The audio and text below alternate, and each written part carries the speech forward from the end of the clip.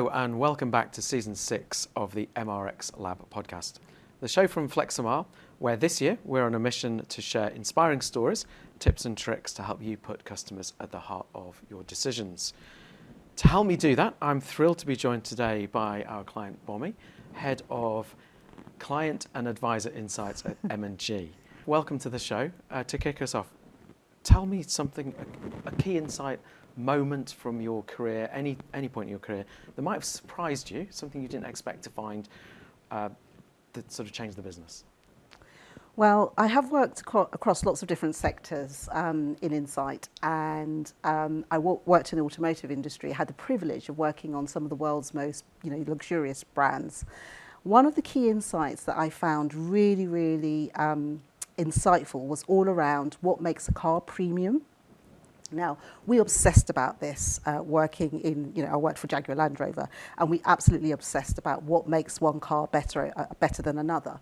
So we ran this amazing study. We had probably about the world's most expensive cars in one room, and we let people go around the cars and talk to us about what matters most to them, what impression they took from the vehicle. And it was all about getting on the inside, looking at the interior, on the outside, looking at the exterior. And it was a lot about the little details. So it was about the smell, the tone, the sound of the indicator, the stitching. And all of that, believe it or not, all laddered up to what made a car more premium than another. And then on top of that, you introduced the brand, and then the brand became known for those things. And of course, that was kind of like the holy grail for us, because we wanted to understand how did we become more premium against some of the giants, as you might know, the German brands that we as a British car manufacturer really wanted to get a head march on. Yeah, I remember at the time, the sound is quite important, I think, in there as well. Yeah. And you nicely joined us for the Customer Salience Summit, which is all about putting customers at the heart of decisions. That example sort of rings true there, that obviously it feels like it's at the heart of the change, almost a change of the business. Yeah. How did you go about then socialising that and using that around the business? Was it a one-off or was it over a period of time? It was a one-off, and it was a big study, so it was a quantitative study. So we used what we called quant, and it was a stream of consciousness. So allowing customers in their own time to go around the vehicle. So we didn't have a survey, believe it or not. I know that sounds a bit scary, but we were literally capturing what people were saying as they were going around the vehicle. So as they sat on the inside, as they went around the outside, and they just talked to us about what they loved, what was really special for them, what they liked the sound of, the smell of, the feel of. And we captured all of this information qualitatively. So it was a massive study, and then we turned it into quantitative data. Okay. So the reason being, the quantitative data is what we took around the business, even though we had obviously lots of footage of customers talking and getting very excited, as you can imagine, when they were going through some really beautiful cars. But it was the quantitative data that we took up to the top table, because what we were trying to demonstrate to them was, here's the amount of detail we would need to put into our car in order to make us competitive against some of those key German brands. Okay. And thinking about the summit itself, was there anything that sort of resonated with you and those kind of experiences that you've had in your current role, in your previous roles, in the challenges that you meet, and the discussions we were having at the summit? Yes, absolutely, because at the summit it's all about that kind of the customer salience, bringing the customer to mind at the point of decision making. And that statement rings a bell with me constantly, because whilst we do lots of good work in my current role, we do produce lots of really good insight. It is always about trying to embed it in the minds of our stakeholders, and we really want them to use it. But that is I have to say, it's not like a constant struggle, but it is a constant battle, and we're constantly looking for ways of doing that. And the Customer Salience conference yesterday gave us lots of little tricks and tips, other things we could be thinking about, because sometimes you do dry up of ideas, you just do. But yesterday we heard so much about how we could tell the story, using different media, which we don't currently use, how we can start small, and it's acceptable to start small. In the example of the lovely example we had from Saga, where they took simple customer stories, not because the customers are simple, but that the act of just taking those stories and, first of all starting on a newsletter and then, migrating onto something a bit more visual, that's perfect. I mean, sometimes we get ahead of ourselves. In fact, what we need to do is go back to the basics and just start with simple things. So yesterday, I took a lot away from just those simple things that we could be doing to really try and land our insights in a way which is different and makes our stakeholders sit up and take notice. It's something different. We've hit them in the eye with it.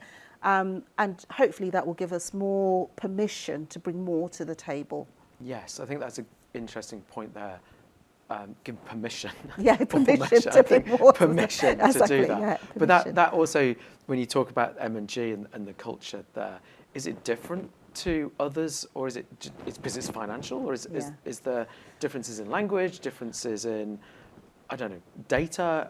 Yeah. What are the differences that you might feel? Do you know what? The tools, when you look across the industries, they're all pretty similar. Yeah.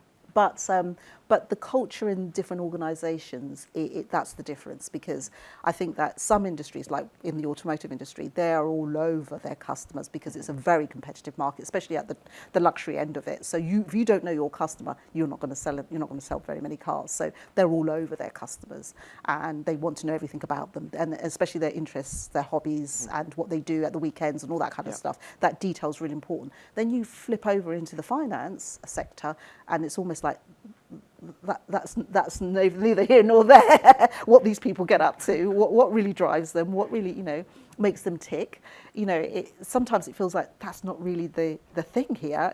It's the product they're buying, it's the policy, and it's about saving your money, and it's not really about how the people feel about saving their money necessarily. Although that's what we try to bring all the time. It's like bring the the emotional to the table, because let's face it, money is very emotional. Yes, you need it for all the practical things, but it's a very emotive thing. So that's the kind of challenge we have all the while, is to bring our information, and it's easy to feel comfortable, if you like, with the kind of the quantitative data we bring to the table, because that's what people with very structured clinical minds will read and will buy into. But sometimes what we really need to bring is this kind of more emotive, this is what your customer looks, feels, this is what drives them, this is why they need the support, this is what they're looking for. So sometimes bringing that to the table is what's important, and we've just got to find a way of doing that regularly enough to get people comfortable with it, I guess. I think you make a really interesting distinction between research and understanding, insight about the product. Yeah. So I'm thinking expectations, needs, features, that kind of sort of understanding, versus understanding their lives, their hobbies, what drives them, what are they doing, their family sort of side, which in a way is what Ellie was doing at Saga with those stories. It was the story about someone's life, and she layered it steadily through different parts and stories and techniques. And there were other sessions in the summit as well that sort of talked to the need. I mean, I remember in my opening piece, I sort of talked about the rising influence of the customer, the change from sort of brand-centric to customer-centric. But even in that switch, it's really about understanding the product experience. The switch above that you're sort of alluding to is almost fit with someone's life rather than fit the product to their needs. Yeah. Do you think there's an important distinction to be made there between those two things? Yes, I do. Because at the end of the day, I feel like if you fit with somebody's life, then they're more likely to engage with you, and the value for them in what you're offering is absolutely there. Yes, you can always think about how to meet their needs, like I said, functionally, but it's that if you can get that emotive draw, and as I said, money is very emotive for people. What they do with it, how they spend it, it's almost like, it was a bit like, and I can't remember the name of the lady, perhaps you will, the lady who showed us the example of British Airways. It was Judy, I think. Judy, and it was about the hugging moment, the imagery. But then you go to the actual words they put on their website, and it feels quite clinical, and it's almost like it's exclusive, it's excluding. This is it. It's almost like we are almost like that. We're excluding in some of the ways we put across our product. But actually, what our customers want is all of that warm, cuddly stuff, because that's what they're going to be realizing with the money that they've got, is all of that warm, cuddly stuff. And it's the understanding about their lives that's going to get us that, close that gap, essentially. Exactly. Yeah. I remember somebody years and years ago used to work with a high street bank, and they would sit there and say, we've got a problem because money's just not interesting. And I'm thinking, it's not, as you say, it's highly emotive. It's highly emotive highly subject. Interesting. We're all going to have a reaction to money and spending it or saving it or whatever. So it is highly emotive. Again, in your organisation, the switch must be quite difficult in any organisation from product insight to, because it's about, I need a product feedback on X, Y, and Z, versus human insight about someone's life. Yeah. The question could easily be, why am I doing it? What's the ROI of that? Yeah. Because it's a leap then to talk about language. Yeah. Because it's not an immediate decision. Yeah. Does that make sense? It is so tricky, and I know this is why it's a challenge, and I have to be honest with you, I don't have all of the answers, because you're right, when we go with the information which is all about the people and their lives, it is really hard for people to know what to do with that. And that's probably because we start from a product, which, the products are on the market, other people have these products, we're one of many, but maybe come to us because we have our reputation and we've been in the market for a long time, and our name is well known and we have the financial strength and all that kind of stuff. But it's really hard to come with the information which is about a person and then try to make sense and use of that in the world that I sit within at the moment.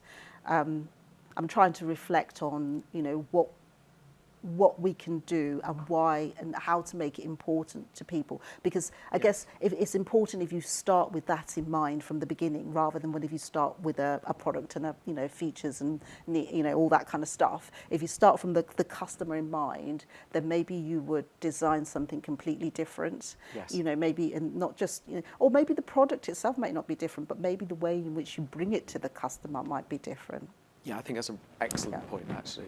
It's about how you bring it. Yeah. It's not just the product features, it's how you bring it, how you talk about the language, how you talk about all of those things relate to that. Yeah, exactly. But that doesn't come unless you understand lives. Yeah, lives, essentially. Yeah. And also, you understand lives at various different points of the life cycle. Yes. Yeah. And you're trying to keep your customer for the life cycle. But that's also going to be very difficult in an organisation that's very numbers driven, because it can be easily reductive in a survey, for example, to miss all of these points. Yeah. The human messiness of money and life isn't brought to life in those hard data points. So how do we square that up? How do we bring the emotion and the individuality of that story in life, really difficult question, into an organisation that's about numbers? This is why we have communities. It's a great, brilliant segue into why we have communities there, both the customer community as well as the client, the business-to-business community, because there is a lot of emotion in those communities. People have come there because they're really kind of captivated by wanting to understand how to better their livelihoods, looking at their finances, and they're almost looking for a way to educate themselves. And so joining the community is a great way to do that. But what they find when they get there is there's camaraderie, there's discussion, not only with us, M&G, but also with their peers. Yeah. And they learn just as much as they do with talking to their peers as they do with us. And so, this is how you manage to do it. If you can then take all that good stuff in the community and funnel it into the business in a way which makes sense. And also, it has to be regular, repetitive, cost-effective, agile. It has to be all of those things. And that's why community is a great way for doing that. But even with a community, you're always on a journey. And it is about, who can I influence in the on the top table, and it's about how do we influence them. And yesterday, I have to say, I took away some more tips from the conference to help me think about what my next steps might be. So let's talk about influence then in Yeah. there. If we think about people listening to this, is there any advice that you can think of from yesterday, your previous positions in companies or current position, any advice that you would, or one piece of advice that you could give to someone trying to make insights more influential? What do you think it is, or what do you think we need to do more of? Yeah. Well, I definitely think it's good to know your stakeholders. And so the more you can understand what's going on in your stakeholders' mind or what their agenda might be, how they might be looking at things, I think that is a good thing. So if you can try and understand where they're coming from and then look at it through their eyes, and you have to go with what you need to say to them through how they would, how they will receive it best. And then I do think it has to be short. It has to be pithy. We talked a lot yesterday about storytelling. I still believe that there's more we can do as an insight community around storytelling, because what we tend to do is we've done our study and we want to bore the people to death with all of our methodology and all of our all the practical aspects of actually doing the study, and then we report it out in that way. We don't put the key learning at the top, the headline, a bit like a newspaper. This is the key thing that came out. This is why we should take notice of it. And this is about your customer, that looks like this. And this is why it's important to you. So I do think we've got a lot to do there to kind of really, hone the way we bring the story to our stakeholders. I think we do bore them to death sometimes with our PowerPoint presentations. We do. But even there, you're bringing to mind now conferences that I go to where we talk about the storytelling part, almost the process of talking. We're still not talking about what your first point in there, which is understanding how they communicate, understanding the places they're making decisions, understanding where those decisions are made and how they make them. We're still talking about a process of how do I get the insight into a story. But it has to start surely with understanding the relationship. You're right, but you do need to know that in your mind when you're crafting the story that you're going to tell. You do need to know how they're going to receive it. You need to think about the language they would use or where they would come from. If somebody's going to come from the numbers, then you have to come with a top line which alludes to the number. If somebody's going to come with the empathy, it's all about how they think, feel, behave, then you've got to come from a think, feel, behave. It's not an easy thing to do, and this is where you have to work very closely if you're working with an agency on delivering the report. This is where you have to work hand in hand with each other, because sometimes your agency aren't going to see what you see and understand how you need to deliver that message. Well, yes. I mean, now you're making me think of things that I've done in the past.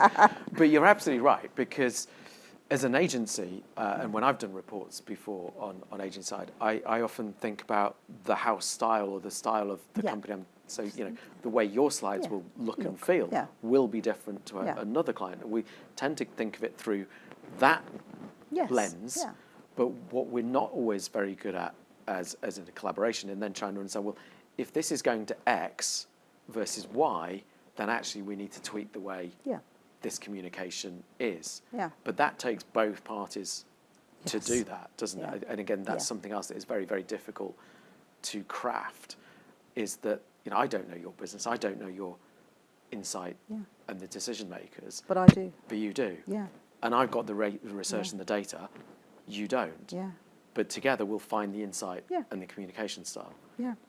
And what we tend to do is try to get as involved as we possibly can in the process of all of the process steps, the research design, having the actual field work itself where we can, and there's opportunity to do so. So we're involved with all of that. So when it comes to the end, when we're looking at the results, we are not feeling that, there's a big gap here. We don't understand what's gone on in between. We do know what's gone on. We get some information from the agency. They help us to fill that gap. But it is a collaboration. And then the thing has to be that we don't need to be precious about the fact that, the agency have said, well, this is the key finding, But what the agency needs to do is to not be precious about the fact that we say our stakeholder has this hypothesis, or our stakeholder will be thinking about it in this way. So therefore, we need to turn this around so that it's more relevant for the way in which we need to deliver it. So I do think there is that wonderful collaboration. So when you work well with an agency, that's when you get the good stuff. You know, you have to be our agencies are an extension of our teams. They're not, we work together to bring to bring the results out. It's not like, oh, chuck it over the fence, job done. We're working together to get it there. It is. Do you think that's something that's changed over time in our industry? I'm just sitting here thinking about some of the early projects that I used to work on. Do you think it's something that we've all got better at, or do you think there's still more room that we can do as an industry and as people in the insight sector to understand decision makers better? Yeah, I do think there's more we can do. Obviously, we're never done. We're never done. I do think it's got better, the collaboration between agencies. I hope so anyway, but then I only see it from my point of view. I don't see it from your point of view. But I hope we've got better with collaborating with agencies. And sometimes when it's a new relationship, it takes a little bit of ironing out. Yeah. But I hopefully we have got better. The decision-making thing, I don't know. I feel like it's...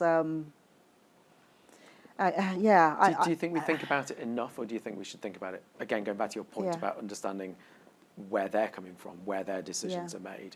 We don't think about it enough, do we? No. In fact, the reason why we don't think about it enough is you've got a whole PhD student working on customer salience. Which is all about understanding it. Yeah, influence. Well. Yeah, so I don't believe we think about it enough. And sometimes we're too busy rushing to get the project, get the report out there, aren't we? To stand back and think, actually, how is this going to be received? We've got a 50-slide, a 90-slide deck, everybody's put everything in, but actually, what are the 1, 2, 3 max things that we want to land? Which reminds me about Jane Frost's presentation yesterday as well, which is, when Jane Frost was talking at the summit, she was talking about relationship and she was talking about outcomes.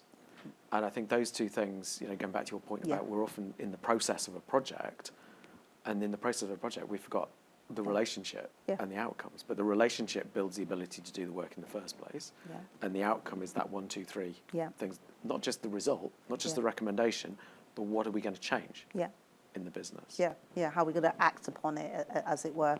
And that's the thing that we need to spend more time on, actually. How are we going to take the action? Not us personally, but how are we going to help our stakeholders to take the action? And we do have a part to play in this, in that we must make sure that whatever we land is clear.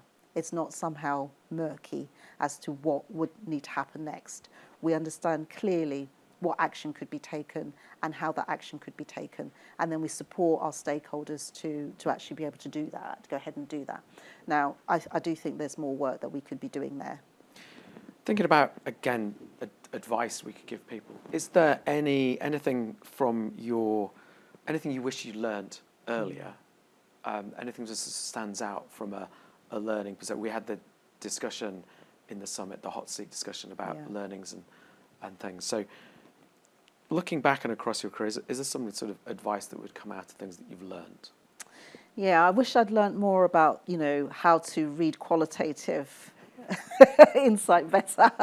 And also the whole behavioural psychology area. I wish I'd spent more time there, because I do think there is a lot that I still don't know. And also there's more we could be doing with our qualitative insights, and also how we set up the projects and how we design projects around qualitative. At the end of the day, it will always come down to, we've got lots of, hard, crunchy data, but you still want to know how it made somebody think, feel, behave. You still want to know how to move them to that point of having, your products and services, having a great experience, getting the right outcome, because that's what we all want. We want our customers to have the right outcome, and for them to be able to, fulfill their lives however they see fit. So for me, it is very much about that qualitative understanding of the customer. I wish I'd come to that sooner rather than later on in my career, she says.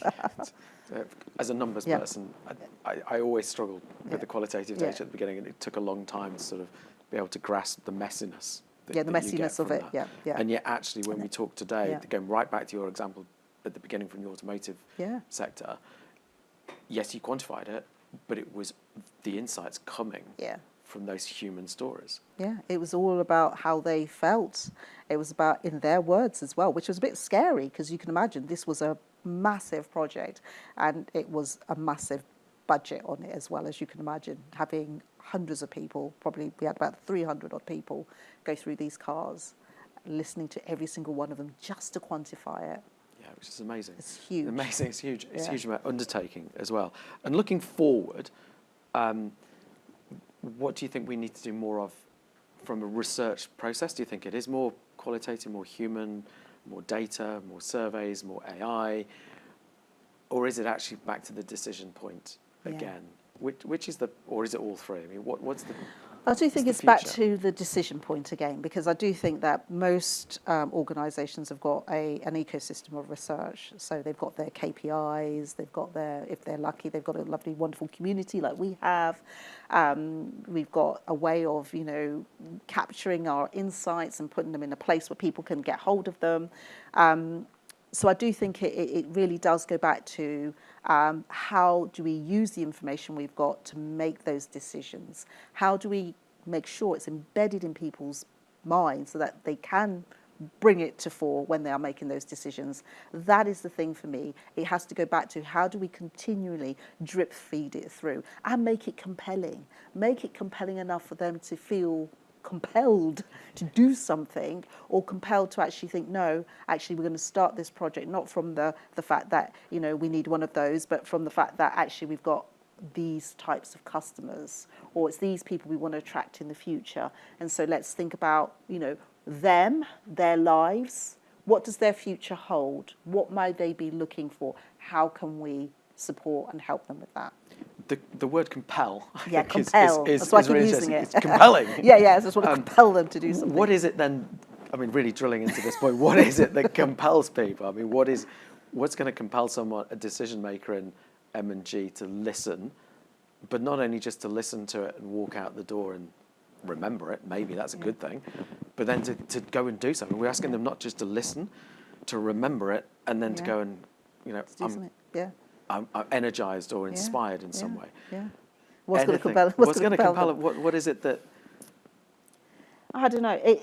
There is something about the information hitting the right mark, so it makes an impression, and it's done in a way which perhaps tweaks an emotion in them. Yeah, it has to be something which evokes an emotional reaction. But then you need to know what to do with it. What does that therefore make you go ahead and do?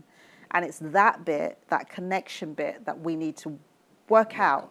Yeah, work out, because once we've evoked that reaction and emotion in you, then you need to go do something with it. So we can't just say to you, here's, the story. We need to say, and this is why we should look at X, Y, Z, or this is why we should think about, how we, I don't know how we develop that particular proposition or how we bring that proposition to market, because these are the types of people that will be, who will be interested in this. So I think we have to follow it through, and sometimes that is hard, I have to say, because sometimes you sit in an insight function, but you don't necessarily see the full opportunity of what the business could be developing, especially when it comes to finance, I have to say. There are lots of different ways of delivering products, different types of propositions, different ways of bringing them to market. And it is just about us understanding enough to be able to connect the emotion with and this is what you can do with it. Which I think is an excellent point to sort of conclude on. I think we've gone through a lot of different elements there and come back to that point about the decision, but actually come back to the outcome, which goes from the relationship and to the compelling point. Yeah. So thank you very much, Olubunmi, for joining me today on today's episode. And thank you also to the audience for tuning in. We may be out of time today, but I'll be back next month with another episode and with more inspiring stories about how to put customers at the heart of decision making. Until then, I've been Paul Hudson, your host, and this has been MRX Lab.